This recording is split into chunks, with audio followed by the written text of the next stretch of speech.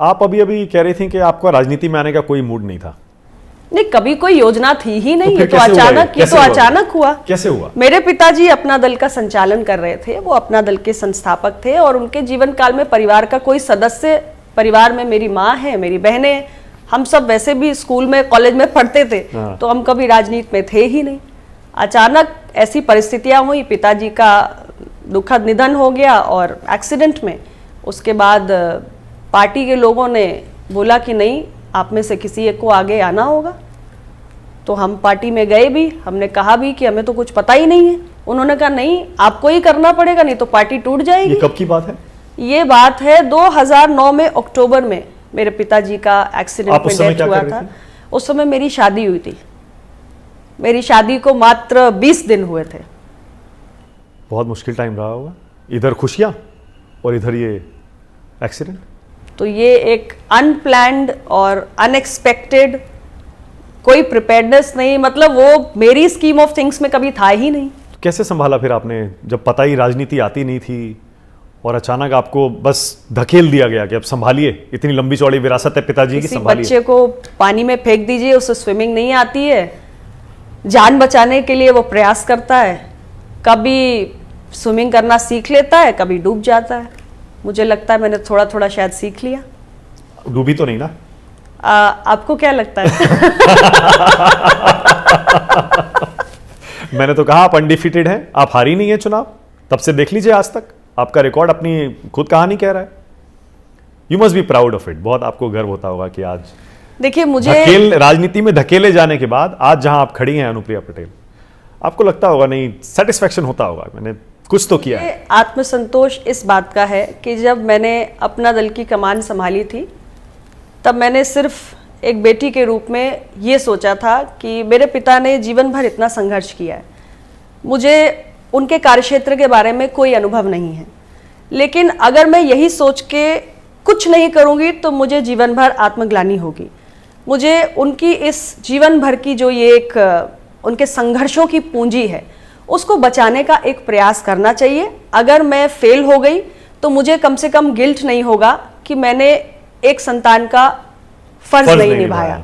तो मुझे ये संतोष जरूर होता है कि मेरी पार्टी, अपना दल, जिसको मेरे पिता ने बनाया और जो समाज के सबसे कमजोर तबकों के लिए काम करती है, बहुत लाठियां खाई उन्होंने, बहुत कुछ जीवन में सहा, वो उत्तर प्रदेश की विधानसभा में भी पहुंची, देश की संसद में भी पहुंची और आज उत्तर प्रदेश की तीसरी सबसे बड़ी पार्टी है। ये मेरे लिए संतोष का विषय है। मुश्किल टाइम भी देखा है आपने? ऐसा बहुत मुश्किल टाइम देखा है, बहुत सारी चुनौतियां देखी हैं। जीवन में कुछ आसानी से नहीं मिलता और आपको बहुत सारी, ये मैं हर व्यक्ति के लिए कहती हूँ। तो वो घटना, वो दिन जिस दिन पिताजी का एक्सीडेंट हुआ, आपको याद है वो दिन जब पहली बार खबर आई और क्या रिएक्शन था आपका? रिएक्शन तो मतलब पूरा परिवार ही शॉक में था। दीपावली का दिन था और अचानक से एक्सीडेंट उनका हो गया, तो हम तो दिवाली का दिया जलाने की सोच रहे थे और दिया ही बुझ गया। हमारे फैमिली के लिए शौक था। मैं इसीलिए पूछ रहा हूँ कि क्योंकि आपकी कहानी उस लिहाज से देखा जाए तो एक फाइटर की कहानी है।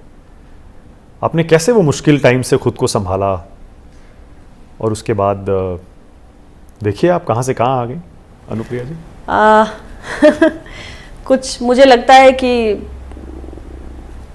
कोशिश करना चाहिए और बाकी बहुत परिणाम की चिंता नहीं करनी चाहिए। आप ईमानदार नियत से कोशिश करिए और बाकी तो जीवन में जो होना है वो होना ही है। और मैं कौन सा सोच के आई थी कि मुझे कोई बहुत ऊंची उड़ान उड़नी है। मैं तो बस इतना ही सोच के आई थी कि मेरे पिता ने बहुत संघर्ष किया है। पर हाथ पैर आपने मारे, क्योंकि आपने शुरुआत में जो चुनाव लड़े जब आप एनडीए में नहीं थी, तब का एक्सपीरियंस कैसा था आपका? शायद पीस पार्टी के साथ आपने। मैं 2009 अक्टूबर में पिताजी का देहांत हुआ और फिर 2 साल का समय मुझे मिला। तो पार्टी के लोग जहाँ जहाँ बोलते थे, क्योंकि पिताजी अपना पूरा अगले 6 महीने का कैलेंडर बनाकर गए थे, तो उन लोगों ने मुझसे कहा कि आप सारे कार्यक्रम करिए। और मुझे ये भी नहीं पता था कि वो क्या भाषण देते थे, मेरी पार्टी क्या काम करती है, मुझे कुछ जानकारी नहीं थी। तो ये लोग बस मुझे मंच पे खड़ा कर देते थे और कहते थे आप कुछ कहिए। मैं सोचती थी मैं क्या कहूँ।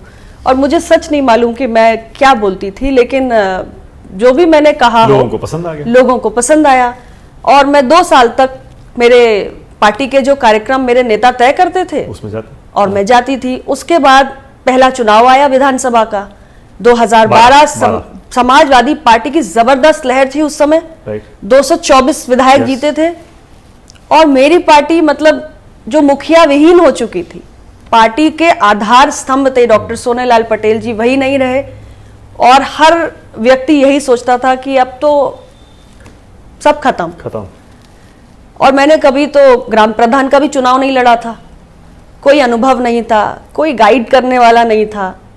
फिर नई सीट बनी थी रोहनिया वाराणसी में, तो मेरे कार्यकर्ताओं ने कहा नहीं, आपको वाराणसी के रोहनिया से चुनाव लड़ना है। तो मैंने बोला ठीक, और फिर हम लग गए। मैं जगह जगह घूमती रहती थी और मैं बहुत अच्छे मार्जिन से जीती थी। Yes. मैं 18,000 के लगभग के मार्जिन से जीती और अपनी पार्टी की अकेली विधायक मैं उत्तर प्रदेश की विधानसभा में पहुंची।